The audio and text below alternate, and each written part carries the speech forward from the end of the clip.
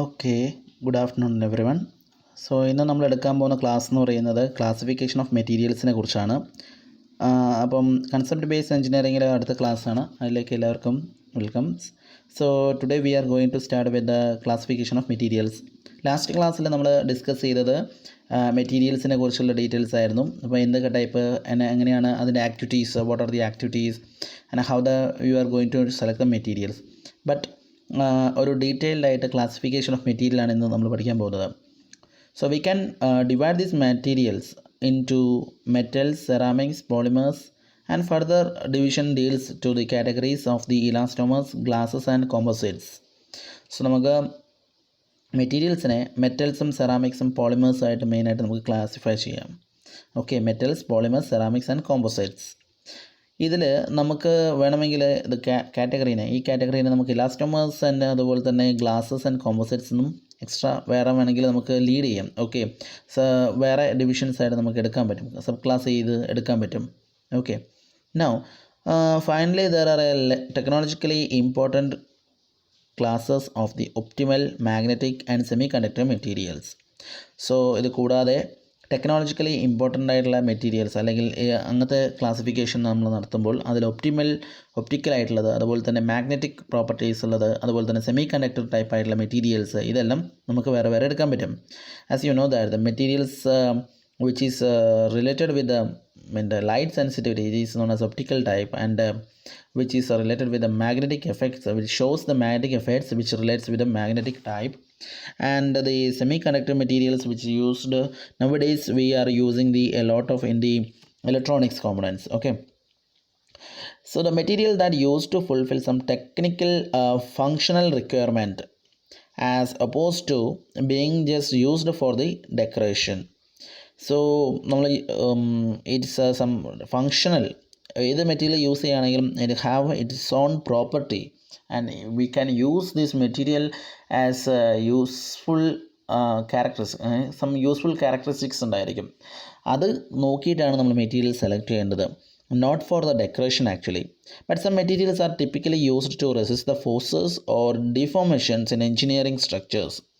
As you know that നമ്മളിപ്പം വെഹിക്കിൾസിൻ്റെ cases എടുക്കുകയാണെങ്കിൽ വെഹിക്കിൾസിൻ്റെ മെറ്റീരിയൽസ് അല്ലെങ്കിൽ ബോഡി ഉണ്ടാക്കുന്ന മെറ്റീരിയൽ എന്ന് പറഞ്ഞു കഴിഞ്ഞാൽ അല്പസ്വല്പം നമുക്ക് എന്താ പറയുക, അതിൻ്റെ സ്ട്രെസ് വിസ്റ്റാൻഡ് ചെയ്യണം അല്ലേ. അതിൻ്റെ മുകളിൽ നമ്മൾ ഒരു കൈ വയ്ക്കുമ്പോഴേക്കും അത് ഒന്ന് ചളുങ്ങി പോവുകയാണ് അല്ലെങ്കിൽ ഒന്ന് വളഞ്ഞു പോവുകയാണെങ്കിൽ ആ മെറ്റീരിയൽ നമ്മൾ ഒരു വെഹിക്കിൾസിന് ഉപയോഗിക്കുന്നത് സ്യൂട്ടബിൾ ആണോ? അല്ല. സോ ഏതൊരു മെറ്റീരിയൽ ആണെങ്കിലും ഇപ്പോൾ നമ്മൾ ജസ്റ്റ് ഇപ്പോൾ മെറ്റൽസിൻ്റെ കേസൊക്കെ, അതുകൊണ്ടാണ് നമ്മൾ അതിൻ്റെ മെറ്റൽസൊക്കെ യൂസ് ചെയ്യുന്നത്. ആക്ച്വലി ബൾജിങ് ടൈപ്പ് ആവാൻ പാടില്ല. Okay, so it's called structuring materials. അതിനെയാണ് നമ്മൾ സ്ട്രക്ചറൽ മെറ്റീരിയൽസ് എന്ന് നമ്മൾ പറയുന്നത്. ഓക്കെ, നൗ നമുക്ക് വേണമെങ്കിൽ കിങ്ഡം ഓഫ് എഞ്ചിനീയറിംഗ് മെറ്റീരിയൽസിനെ സബ് ക്ലാസ് ചെയ്യുന്നത് ഫാമിലി ആയിട്ട് നമ്മൾ കൺസിഡർ ചെയ്യുന്നത് metals, polymers, ceramics and composites ആണ്. അതുകൂടാതെ മെറ്റൽസിനെ നമുക്ക് വീണ്ടും ക്ലാസിഫൈ ചെയ്യാം. That is in the case of സ്റ്റീൽസിനെ വീണ്ടും പല രീതിയിൽ സബ് ക്ലാസ്സസ് ചെയ്യാം.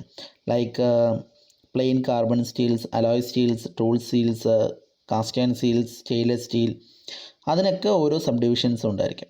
രണ്ടാമത് നമ്മൾ പോളിമേഴ്സ് എടുക്കുകയാണെങ്കിൽ അത് നമുക്ക് ക്ലാസിഫൈ ചെയ്യാം കോമോഡിറ്റി ടൈപ്പ് തെർമോപ്ലാസ്റ്റിക്സ് ആയിട്ട് എടുക്കാം.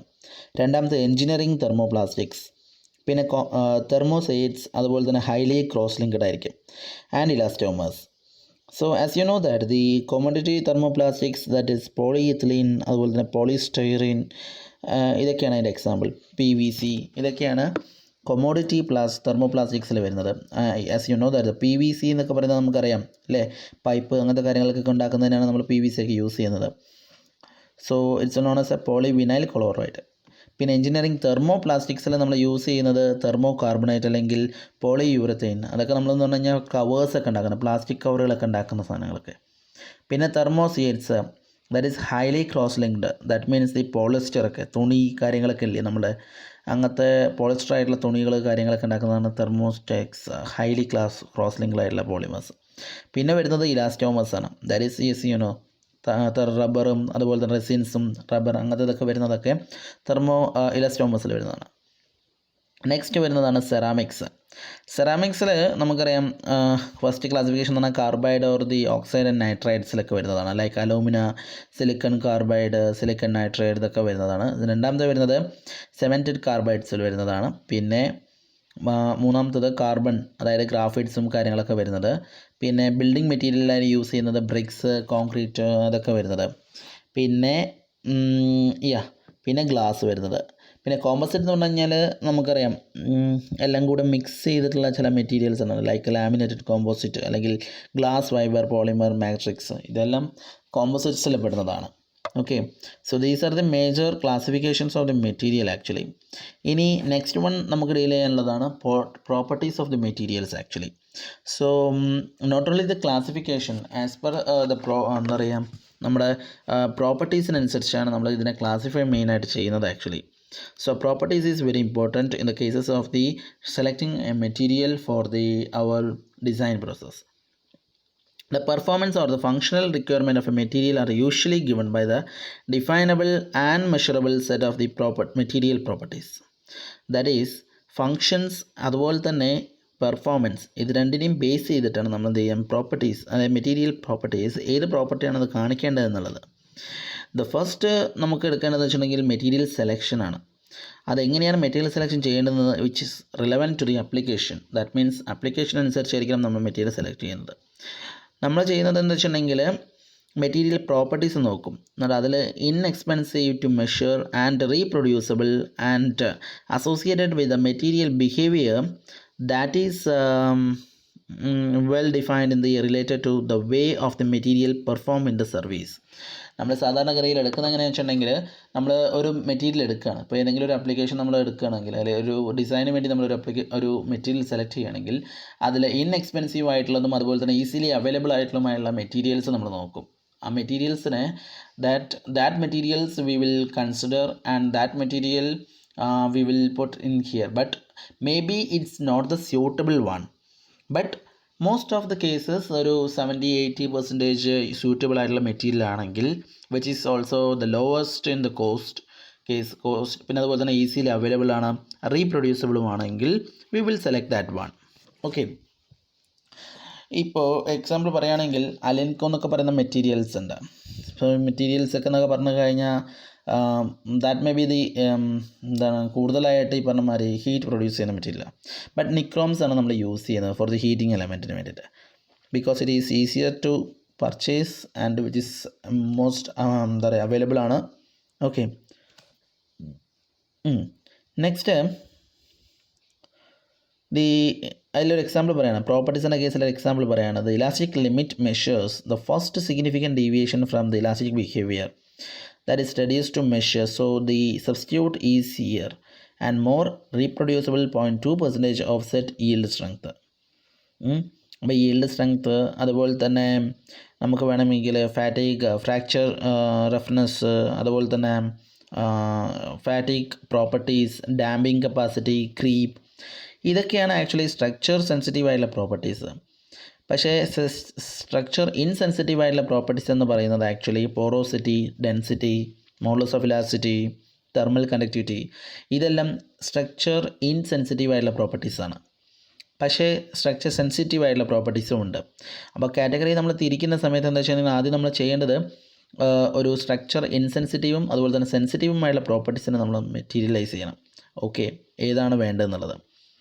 Okay, so first step in the classifying the material properties is divided into structure insensitive and structure sensitive. Okay, then both types of the properties depends upon the atomic binding energy and arrangement of the packing of the atoms in the solid, but the structure sensitive properties is also depend strongly on the number, size and distribution of the imperfections. Like നമ്മൾ ഇത് classify ചെയ്തിരിക്കുന്നത് മെയിനായിട്ട് നമ്മളുടെ സ്ട്രക്ചറിനെ കുറിച്ചാണ്. അതായത് ഇൻസൈഡുള്ള അതിൻ്റെ ആറ്റംസിൻ്റെയും അതുപോലെ തന്നെ അതിലെ ന്യൂക്ലിയസ് ഇതിൻ്റെ എല്ലാം സ്ട്രക്ചർ എങ്ങനെയാണ് എന്നുള്ളതിനനുസരിച്ചാണ് ഈ പ്രോപ്പർട്ടീസ് ഇൻസെൻസിറ്റീവ് ആണോ അല്ലെങ്കിൽ സെൻസിറ്റീവ് ആണോ എന്നുള്ളത് തിരിക്കുന്നത് actually. Okay, now expect the modules of the elasticity and corrosion in this table. Also the sensitive properties are classified as physical properties. നമ്മളിപ്പോൾ ഇതിൽ ഇൻസെൻസിറ്റീവ് പ്രോപ്പർട്ടീസ് എന്ന് പറയുന്നത് നമുക്ക് വേണമെങ്കിൽ നമുക്കതിനെ പറയാം ഫിസിക്കൽ പ്രോപ്പർട്ടീസ് ആയിട്ട് നമുക്കതിനെ കൺസിഡർ ചെയ്യാം. Okay, like melting point, density, porosity, ഇതൊക്കെ. നൗ മെറ്റീരിയൽ സെലക്ഷൻ പ്രോസസ്സിൽ നമ്മൾ പോകുന്നത്, ഇപ്പോൾ പ്രോപ്പർട്ടീസ് ഓഫ് മെറ്റീരിയൽ നമ്മൾ കഴിഞ്ഞു, ബട്ട് ഇനി നമ്മൾ പോകുന്നതാണ് material selection process actually. Okay, so in the design we consider the important issue എന്ന് പറയുന്നത് എന്താ വെച്ചിട്ടുണ്ടെങ്കിൽ മെറ്റീരിയൽ സെലക്ഷനാണ്. Okay, so the material selection എന്ന് പറയുന്നത് അതിനെ ഫെയിലിയർ ഫ്രീ ആക്കണം. അതായത് ഫോർ എക്സാമ്പിൾ പറഞ്ഞാൽ നമ്മളൊരു ഫംഗ്ഷൻ ചെയ്യുമ്പോൾ, ഒരു മെറ്റീരിയൽ അതിൻ്റെ ഫംഗ്ഷൻ ചെയ്യുമ്പോൾ അതൊരു ഫെയിലിയർ ആവരുത്. ഓക്കെ, ആ ഒരു മെറ്റീരിയൽ ആ ഒരു പെർട്ടിക്കുലർ ഫംഗ്ഷൻ വളരെ കറക്റ്റ് പ്രൊപ്പോർഷണലായിട്ട് ചെയ്യണം. And the equally important task too of the identifying the process to manufacture the part with the material is discussed. So അതിൽ വരുന്ന ഇഷ്യൂസ് എന്തൊക്കെയാണെന്ന് വെച്ചിട്ടുണ്ടെങ്കിൽ there are some business issues that may be considered in the failure to get a positive response in any of the areas can disqualify a material from the selection. അപ്പോൾ എന്തൊക്കെയാണ് ആ ഒരു material നമ്മൾ select ചെയ്യുന്ന സമയത്ത് വേണ്ട, ഒരു ബിസിനസ്സിൻ്റെ കേസിൽ വേണ്ട ഇമ്പോർട്ടൻസ് കൊടുക്കുന്ന കുറച്ച് ക്വസ്റ്റ്യൻസ് ഉണ്ട്. ഒന്ന് അവൈലബിലിറ്റിയാണ്. Okay, are there multiple sources of supply? ഒരുപാട് നമുക്ക് സോഴ്സസ് ഉണ്ടാവുമോ? അതായത് ഈ മെറ്റീരിയൽ നമ്മൾ പർച്ചേസ് ചെയ്യുകയാണെങ്കിൽ ആ മെറ്റീരിയൽ പർച്ചേസ് ചെയ്യുന്നതിൻ്റെ സോഴ്സസ് എന്തൊക്കെയാണ്? ഇപ്പോൾ എക്സാമ്പിൾ പറയുകയാണെങ്കിൽ ഞാനൊരു മെറ്റീരിയൽ കണ്ടു, ഇതിന് പറ്റിയ മെറ്റീരിയൽ ഇത് തന്നെയാണ്. ഒരു മെഷീന് വേണ്ടിയിട്ട് നമ്മളൊരു ഡിസൈൻ ഉണ്ടാക്കി, ആ ഡിസൈനിൻ്റെ ഒരു പെർട്ടിക്കുലർ മെറ്റീരിയൽ ഈ മെറ്റീരിയലാണ്, ഇത് തന്നെ വേണം. പക്ഷേ ആ മെറ്റീരിയലിന് സപ്ലൈ വളരെ കുറവാണെങ്കിൽ എനിക്ക് ഹൈ ഡിമാൻഡ് ആയിരിക്കും അല്ലേ, ആ ഒരു ഭയങ്കര കോസ്റ്റ് ആയിരിക്കും എനിക്ക് കൊടുക്കേണ്ടി വരിക. ഓക്കെ, അപ്പം അവൈലബിലിറ്റി ഈസ് വളരെ ഇമ്പോർട്ടൻ്റ് ആണ്. വെദർ അതുപോലെ തന്നെ ഇതിന് ഒരുപാട് സോഴ്സസ് ഉണ്ടോ, അവൈലബിൾ ആണോ എന്നുള്ളത് നമ്മൾ ആദ്യം ചെക്ക് ചെയ്യണം. Then what is the likelihood of the availability in the future? അതായത് ചിലപ്പം ഇതിൻ്റെ ഇപ്പം കിട്ടുന്നുണ്ടാവും, പക്ഷെ ഭാവിയിൽ ഈ ഒരു മെറ്റീരിയൽ കിട്ടണം എന്ന് നിർബന്ധമില്ല. അപ്പോൾ അതിൻ്റെ അവൈലബിലിറ്റി ഇൻ ഫ്യൂച്ചർ എന്താണെന്നുള്ളത് നോക്കണം. And then is there A material available in the form needed? നമുക്ക് വേണ്ട ആ ഒരു ഫോമിൽ തന്നെ ആ മെറ്റീരിയൽ ഉണ്ടോ എന്നുള്ളതും നമ്മൾ ചെക്ക് ചെയ്യണം. ചിലപ്പോൾ നമുക്ക് കിട്ടുന്നത് ഖരരൂപത്തിലുള്ള വസ്തുവായിരിക്കും, പക്ഷെ ദ്രാവക രൂപത്തിലായിരിക്കും ഭാവിയിൽ കിട്ടുക. നമുക്ക് അതിൽ കൊണ്ട് ഖരരൂപത്തിലാക്കി എടുക്കാനായിട്ട് നമുക്ക് പറ്റുമോ? അപ്പം മെറ്റീരിയലിൻ്റെ ഫോം, ഏത് ഫോമിലാണ് അത് കിട്ടേണ്ടത് എന്നുള്ളത്. ഓക്കെ, ഇനി അതുപോലെ തന്നെ രണ്ടാമത്തെ question, size limitations and tolerance on available material shape and forms, example sheet thickness or tube wall concentrate.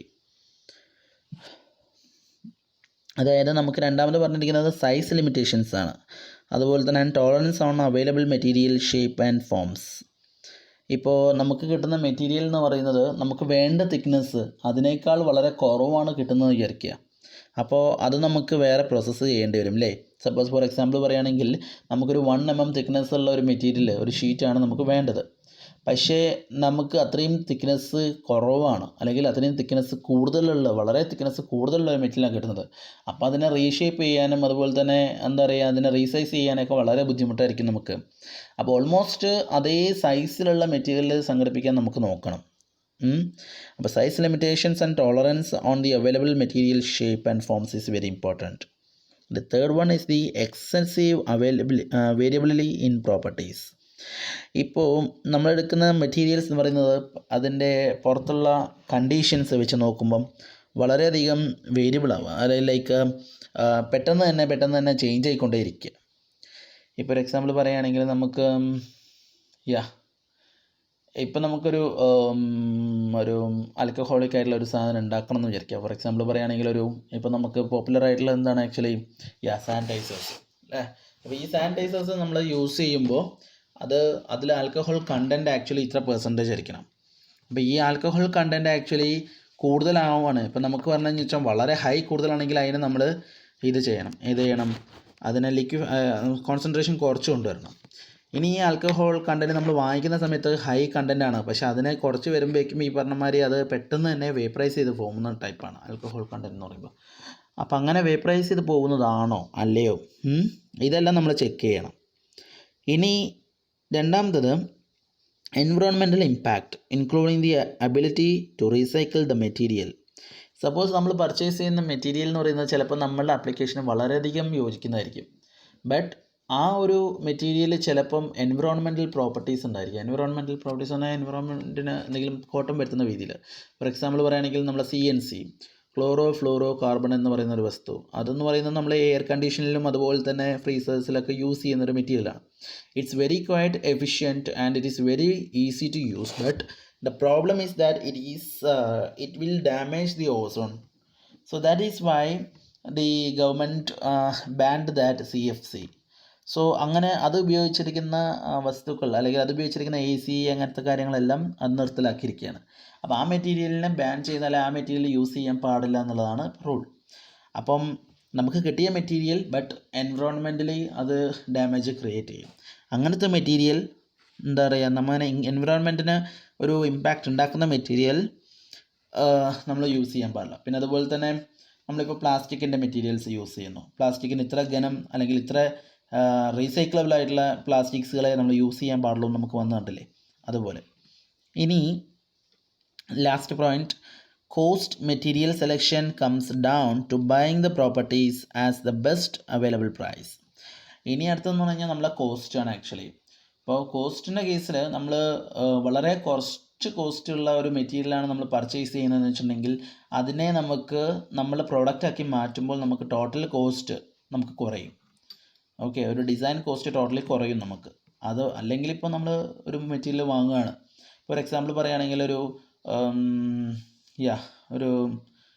എന്താ പറയുക, ഒരു മെറ്റീരിയൽ ഇപ്പോൾ നമ്മൾ വാങ്ങുകയാണ് ഉണ്ടാക്കാൻ, പക്ഷേ അതിന് വില എന്ന് പറയുന്നത് നമ്മൾ മാർക്കറ്റിൽ നമുക്ക് ആ മെറ്റീരിയലിൻ്റെ കൊണ്ടുണ്ടാക്കിയ ഒരു ഡിസൈൻ ഉണ്ടാക്കിയിട്ട് അതിൻ്റെ വില നമ്മൾ അതിലും കൂടുതലാക്കി കൊടുത്തു കഴിഞ്ഞിട്ടുണ്ടെങ്കിൽ ആരെങ്കിലും വാങ്ങുമോ? ഇല്ല.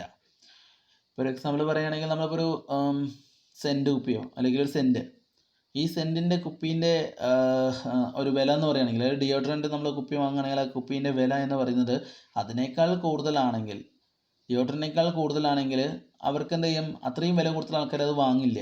കാരണം എന്താ വെച്ചിട്ടുണ്ടെങ്കിൽ അതേ ഡിയോഡ്രൻറ്റിനെ അതേ കോസ്റ്റിൽ തന്നെ വേറെ ഏതെങ്കിലും ബോട്ടിൽ നിറച്ചിട്ട് അത് വളരെ കോസ്റ്റ് എഫക്റ്റീവായിട്ട് കുറച്ച് കൊടുക്കുന്നത്, നമുക്ക് കുപ്പീൻ്റെ ഷേപ്പിനും ഭംഗിക്കും മാത്രം ആൾക്കാർ വില കൊടുക്കില്ലല്ലോ, കണ്ടൻറ്റിനാണല്ലോ ആൾക്കാർ കൂടുതൽ പ്രാധാന്യം കൊടുക്കുക. ഇപ്പോൾ ഡിയോഡ്രൻറ്റ് നമ്മൾ വാങ്ങുകയാണെങ്കിൽ ആ ഡിയോഡ്രൻറ്റിന് ചിലപ്പം ഒരു സാധാ കുപ്പിയിൽ അവർ നിറച്ചിട്ട് വേറൊരു കമ്പനിക്കാർ ഇതേ ഡിയോഡ്രൻറ്റ് കൊടുക്കുകയാണ്, സെയിം സാധനം സെയിം ലെവലുള്ളത്, പക്ഷേ ഇതേ ഡിയോഡ്രൻറ്റ് തന്നെ നല്ല ആകർഷണമായുള്ള ഭംഗിയിലുള്ള ഒരു കുപ്പിയിൽ നിറച്ച് കൊടുക്കുകയാണ്. പക്ഷേ ആ കുപ്പീൻ്റെ വില എന്ന് പറയുന്നത് ഏകദേശം പറഞ്ഞാൽ ഒരു 1000 രൂപ കൊടുക്കുകയാണ്. എന്നിട്ട് ഇവർ സാധനത്തിന് ടോട്ടൽ റേറ്റ് എന്ന് പറയുന്നത് ഒരു 1500 1800 രൂപ ഇവർ ഡിയോഡ്രൻറ്റിന് ടോട്ടലി വിൽക്കുന്നത്. ഇതേ സെയിം ഡിയോഡ്രൻറ്റ് തന്നെ ചീപ്പസ്റ്റ് ആയുള്ള കുപ്പികളിൽ നിറച്ചിട്ട് അവർ വിൽക്കുമ്പോൾ കൂടുതൽ സെയിൽ ചെയ്യാനുള്ള ചാൻസസ് അതായിരിക്കും. അപ്പോൾ നമ്മൾ എന്താണെന്ന് വെച്ചാൽ മെറ്റീരിയൽ അല്ലെങ്കിൽ ഡിസൈൻ ചെയ്യുന്ന സമയത്ത് എന്ന് വെച്ചാൽ കോസ്റ്റ്, മെറ്റീരിയൽസ് കോസ്റ്റ് എന്ന് പറയുന്നത് വളരെയധികം കുറയ്ക്കാൻ നമ്മൾ നോക്കണം. ഓക്കെ, എന്നാൽ മാത്രമേ നമുക്കൊരു അവൈലബിൾ പ്രൈസ് നമുക്ക് കിട്ടുള്ളൂ. കാരണം എന്താ വെച്ചാൽ നമ്മൾ കൊടുക്കുന്ന ഒരു പ്രൈസ് നമുക്ക് തന്നെ അവൈലബിളായിട്ട് കിട്ടത്തുള്ളൂ. ഓക്കെ, ശരി, ഇന്നിപ്പോൾ പാർട്ട് 1 ഇത്ര മതി. നമുക്ക് പാർട്ട് 2 കയറാം.